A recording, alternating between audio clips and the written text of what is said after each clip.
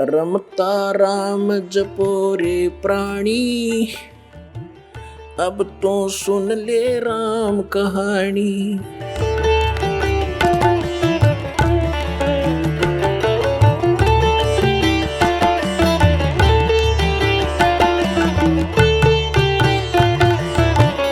अब पहले तो आपको दिखाते हैं कि ब्रह्मा विष्णु महेश का जन्म मृत्यु होता है, इनके माता पिता हैं।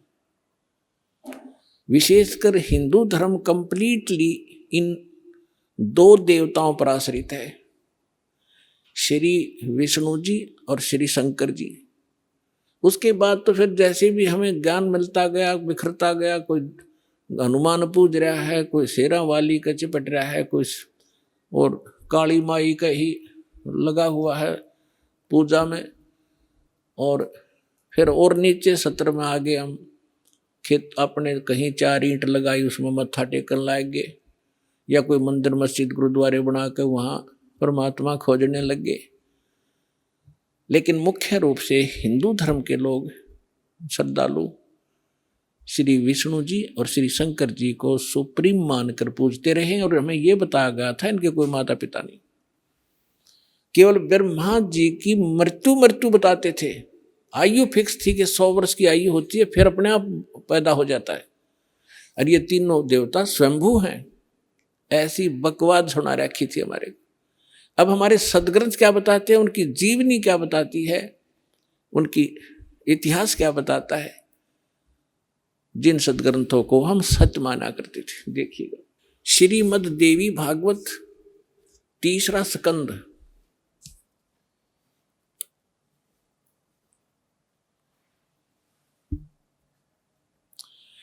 ये गीता प्रेस गोरखपुर से प्रकाशित है। ये देखिएगा, इसके ये सचित्र मोटा टाइप, केवल हिंदी, संपादक हनुमान प्रसाद पोदार, चिमनलाल गोस्वामी। और ये यहाँ से प्रकाशित है, मुद्रित और प्रकाशित। ये गीता प्रेस गोरखपुर से है। गीता भवन कार्यालय कोलकाता का संस्थान, गीता प्रेस गोरखपुर। इसके 123 पृष्ठ पर ले चलते हैं आपको, बिल्कुल 2 मिनट में सारी कहानी समझ में आ जाएगी। 123 पृष्ठ पे ये 3रा स्कंद। भगवान विष्णु अपनी माता दुर्गा की महिमा स्तुति करते हुए, उनकी स्तुति करते हुए बोल रहे हैं, तुम शुद्ध स्वरूपा हो, यह सारा संसार तुम ही से उद्भासित हो रहा है। मैं ब्रह्मा और शंकर, हम सभी तुम्हारी कृपा से विद्यमान हैं। हमारा आविर्भाव माने जन्म, तिरोभाव माने मृत्यु। हमारा तो जन्म और मृत्यु हुआ करता है, केवल तुम ही नित्य हो, जगत जननी हो, प्रकृति और सनातनी देवी हो। ये प्रकृति शब्द याद रखना कि दुर्गा को प्रकृति भी कहते हैं। जिस समय दास आपको श्रीमद् भगवद गीता में यह सिद्ध करेगा कि ब्रह्मा विष्णु महेश की उत्पत्ति दुर्गा से हुई है और गीता में वर्णित है, उस समय प्रकृति शब्द आपका काम आओगा कि प्रकृति दुर्गा को कहते हैं। गीता के अंदर 2 प्रकृति बताई है, एक तो जड़ जैसे ये अग्नि वायु हवा आदि, और एक चेतन ये दुर्गा प्रकृति है। तो इसलिए कहते हैं तुम आप ही प्रकृति हो। और फिर भगवान शंकर क्या कहते हैं, देखिएगा।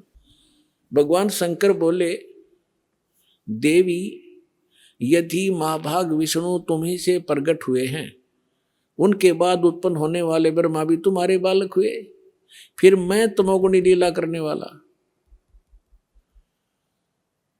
क्या मैं तमोगुणी लीला करने वाला शंकर क्या तुम्हारी संतान नहीं हुआ? अर्थात मुझे भी उत्पन्न करने वाली तुम ही हो शिवे। संपूर्ण संसार की सृष्टि करने में तुम बड़ी चतुर हो। इस संसार की सृष्टि, स्थिति और संहार में तुम्हारे गुण सदा समर्थ हैं। उन्हीं तीनों गुणों से उत्पन्न हम ब्रह्मा विष्णु एवं शंकर नियमानुसार कार्य में तत्पर रहते हैं। अपनात्माओं, इस पवित्र पुराण के चंद पंक्तियों ने 4-5 कंसेप्ट क्लियर कर दिए।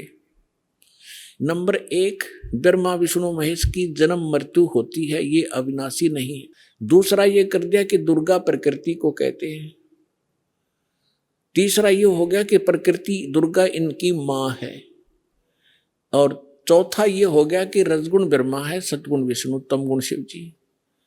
और पांचवा ये हो गया कि ये भगवान केवल वर्क डन दे सकते हैं, जैसा जिसका कर्म है इसमें ये कोई परिवर्तन नहीं कर सकते। ये इससे सिद्ध हो गया। अब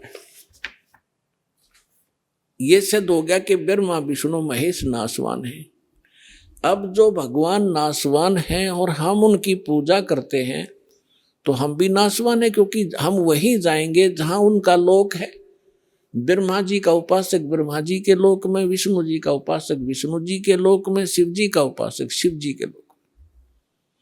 और ये भगवान नासवान है और इनकी भी मृत्यु होगी, इनका लोक भी नाश होगा, तो फिर हम भी गए जन्म मृत्यु में। यानी हमें कंप्लीट मोक्ष नहीं हुआ, संपूर्ण मोक्ष नहीं हुआ। कौन सा मोक्ष?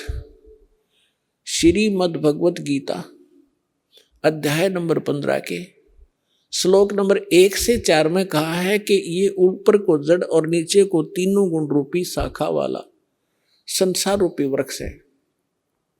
और जो संत इसके सभी पार्ट्स को विभिन्न विभिन्न बता देगा वह तत्वदर्शी संत है, वेद के तात्पर्य को जानने वाला है।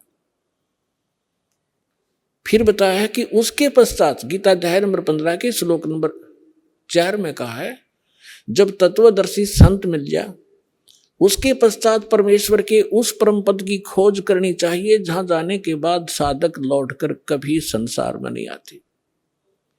और जिस परमेश्वर ने सभी ब्रह्मांडों की रचना की है, अर्थात जिस परमेश्वर से संसार रूपी वृक्ष की प्रवृत्ति विस्तार को प्राप्त हुई है, भावार्थ है कि जिसने सब ब्रह्मांडों की रचना की है वो कंप्लीट गॉड है, वो पूर्ण परमात्मा है। केवल उसी की भक्ति करो, गीता ज्ञानदाता स्पष्ट कर रहा है। और फिर कहता है कि अर्जुन 4 अध्याय के 5 और 9 श्लोक में, दूसरे अध्याय के 12 श्लोक में गीता जी में, और 10वें अध्याय के दूसरे श्लोक में गीता ज्ञानदाता कहता, अर्जुन तेरे और मेरे बहुत जन्म हो चुके हैं, तू नहीं जानता मैं जानता। अब जैसे हम श्री कृष्ण जी को मानकर चलें कि श्री कृष्ण जी गीता का ज्ञान दे रहा है, इन अज्ञानियों के आधार से हम चलें तो भी गीता ज्ञानदाता तो अपने आप को कह रहा है मैं नासवान हूं, मेरी जन्म मृत्यु होती है। जिसकी स्वयं जन्म मृत्यु होती है और उसके उपासकों की भी जन्म मृत्यु होगी। गीता अध्याय नंबर 18 के श्लोक नंबर 62 में कहा, इसलिए कहा कि अर्जुन तू सर्वभाव से उस परमेश्वर की शरण में जा, उसकी कृपा, उस परमेश्वर की कृपा से तो परम शांति को और सनातन परम धाम को प्राप्त हो। और उसकी शरण में जाने से तेरा कंप्लीट पूर्ण मोक्ष होगा। आप सुन रहे थे जगत गुरु तत्वदर्शी संत रामपाल जी महाराज जी के मंगल प्रवचन। अधिक जानकारी के लिए विजिट कीजिए हमारी वेबसाइट www.jagatgururampalji.org। संत रामपाल जी महाराज जी के शुभ आशीर्वाद से पूरे विश्व भर में 500 से भी ज्यादा नाम दीक्षा केंद्र हैं, जिन पर संत रामपाल जी महाराज जी द्वारा ऑनलाइन निशुल्क नाम दीक्षा दी जा रही है। अपने नजदीकी नाम दीक्षा केंद्र का पता करने के लिए संपर्क करें 8222880541।